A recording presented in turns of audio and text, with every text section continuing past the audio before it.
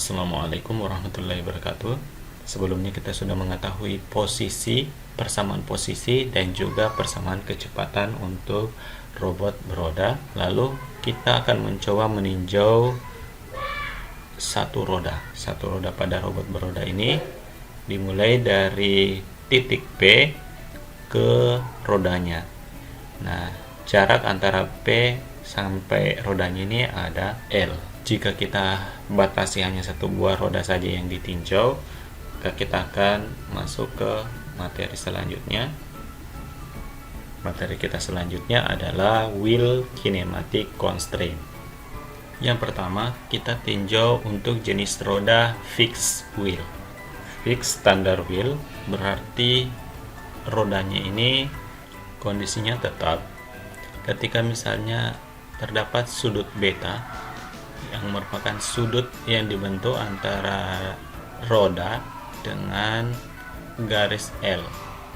Ini ada sudut beta dan sudut betanya ini tetap, tidak bervariasi. Diketahui sudut antara koordinat XR yang merupakan kerangka referensi lokal dengan L atau jarak antara roda dengan titik P itu adalah alfa. Nantinya kita akan tinjau batasan untuk kontak rolling dengan sliding atau slip. Jadi nanti ada kita tinjau dalam koordinat X dan juga koordinat Y. Jadi untuk sudut betanya ini kita proyeksikan ke titik P, maka di sini adalah sudut beta. Dari alfa ke beta berarti ini adalah alfa plus beta. Karena perpindahannya tadi dalam arah X dan Y, untuk kecepatannya nantinya kita ingin cari di sini posisi dari X dotnya, kemudian dalam arah Y ada Y dot. Nah, di sini ada kecepatan putarannya.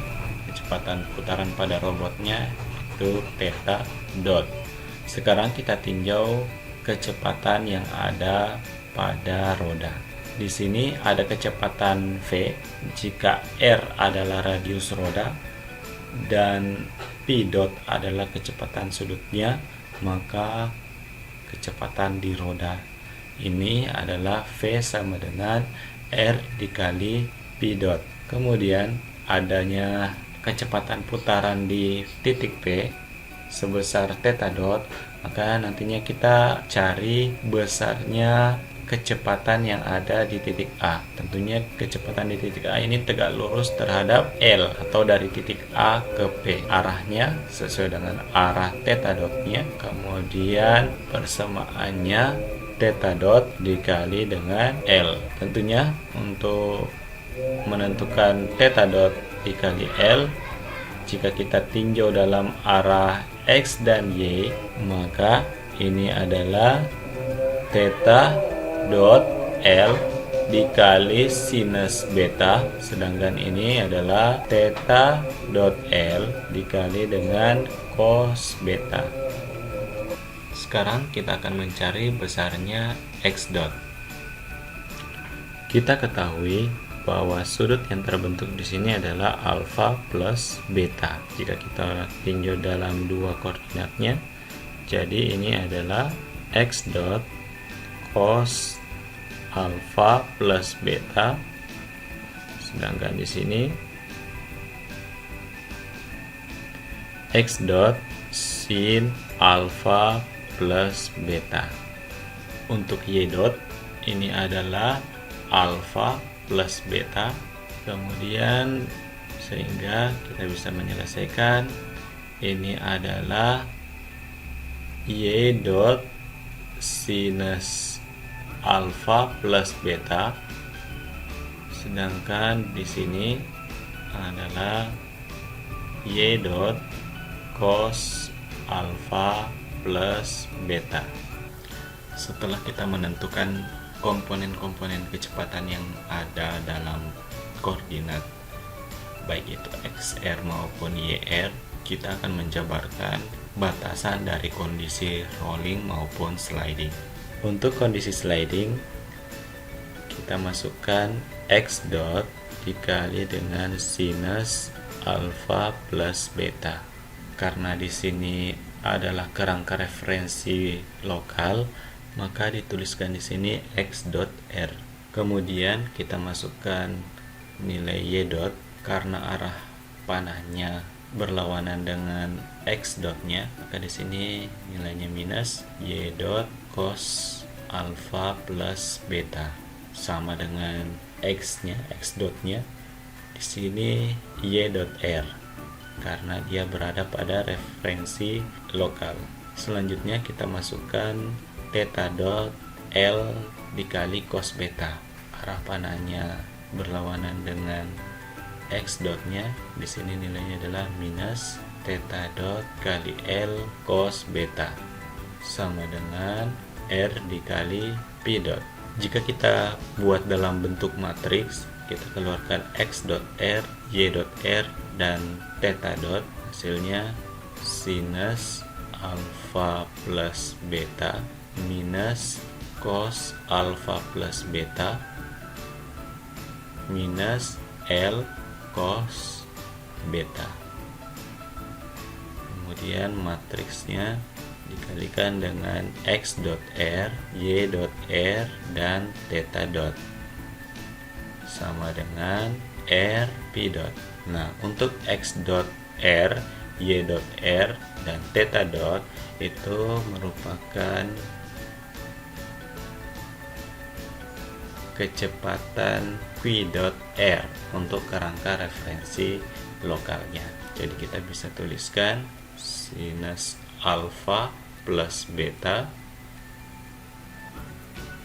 minus cos alfa plus beta minus L cos beta dikali dengan q dot r. Kemudian kita pindahkan ini minus r p dot sama dengan 0. Inilah persamaan dari batasan untuk kontak sliding. Batasan untuk kondisi slidingnya kita masukkan x dot cos alfa plus beta, kemudian plus y dot sinus alfa plus beta plus theta dot L sin beta sama dengan 0. Kerangka lokal, jadi di sini x dot r dan di sini y dot r. Kemudian kita pisahkan x dot r, y dot r, dan theta dotnya. Matriks cos alfa plus beta sinus alfa plus beta, kemudian L sinus beta dikalikan dengan matriks q dot r, ini adalah x dot r, y dot r, dan theta dot sama dengan 0. X dot r, y dot r, theta dot r sama dengan q dot r. Jadi persamaannya adalah cos alfa plus beta sinus alfa plus beta dan L sinus beta kali q dot r sama dengan 0. Inilah batasan kondisi sliding untuk tipe roda fix standar wheel. Suatu hal yang belum dimasukkan di sini adalah matriks rotasi. Jadi ada r theta baik itu untuk kontak sliding maupun rolling. Jadi untuk fix standar wheel sudah diketahui kontak rolling dengan slidingnya. Ini dituang dalam persamaan 14 dan persamaan 15. Selanjutnya, jenis roda yang kedua adalah steer standard wheel, di mana ini memiliki sistem kemudi untuk rodanya. Sudut betanya ini bisa bervariasi, maka di dalam persamaannya nantinya nilai betanya itu berubah terhadap fungsi waktu. Tipe roda yang ketiga adalah castor wheel. Biasanya kalau kita lihat di gambarnya ini, castor wheel biasanya kita lihat pada troli atau kursi. Dia bisa berotasi. rodanya ini bisa berotasi, di mana sudutnya atau sudut betanya ini bervariasi. Nah, jarak antara titik A ke pusat dari rodanya itu memiliki jarak sebesar D. Karena memiliki jarak sebesar D, nantinya berpengaruh pada persamaan slidingnya. Persamaan slidingnya, kondisi theta dotnya yaitu D plus L dikali sinus beta. Selengkapnya, persamaan untuk sliding cos alpha plus beta sinus alpha plus beta D plus L sinus beta kali R theta yang merupakan matriks rotasi dikali dengan Q dot I plus D dikali beta dot. Sudut beta yang dihasilkan di sini didiferensiasikan terhadap waktu. Inilah yang membedakan antara caster wheel dengan jenis roda yang sebelumnya, yaitu fixed standard wheel dengan steer standard wheel. Untuk roda yang selanjutnya ada Swedish wheel atau lebih kita kenal dengan omnidirectional dan roda mekanum. Nah, untuk roda Swedish ini, dalam satu roda ini terdapat beberapa roller, di mana di rollernya ini memiliki kemiringan yang diberikan notasi di sini sudut gamma. Adanya penambahan sudut gamma di sini sebesar 45 derajat. Nantinya untuk persamaan rolling dengan slidingnya ditambahkan dengan sudut gamma. Jadi persamaannya menjadi sinus alpha plus beta plus gamma, kemudian minus cos alpha plus beta plus gamma minus L cos beta plus gamma kali R theta kali Q dot I minus R P dot kali cos gamma. Untuk batasan slidingnya, karena roda-roda kecilnya ini atau rollernya ini memiliki kecepatan sudut yang dinotasikan sebagai P dot SW, ini menyebabkan rollernya berotasi secara bebas. Untuk itu persamaannya menjadi cos alpha plus beta plus gamma sinus alpha plus beta plus gamma L sinus beta plus gamma dikalikan dengan R theta kali Q dot I dikurang R P dot sinus gamma dikurang R SW P dot SW. Di sini ada RSW yang merupakan radius dari roda atau rollernya, roda kecil atau rollernya. Kemudian P dot SW, kecepatan sudut dari roda kecilnya atau rollernya. Yang terakhir dalam pembahasan kita yaitu spheric wheel, di mana bentuk rodanya ini seperti bola, kemudian dia bisa berputar dengan perubahan sudut beta. Betanya ini bervariasi, kemudian persamaan untuk batasan kontak rollingnya itu sama dengan steer standard wheel.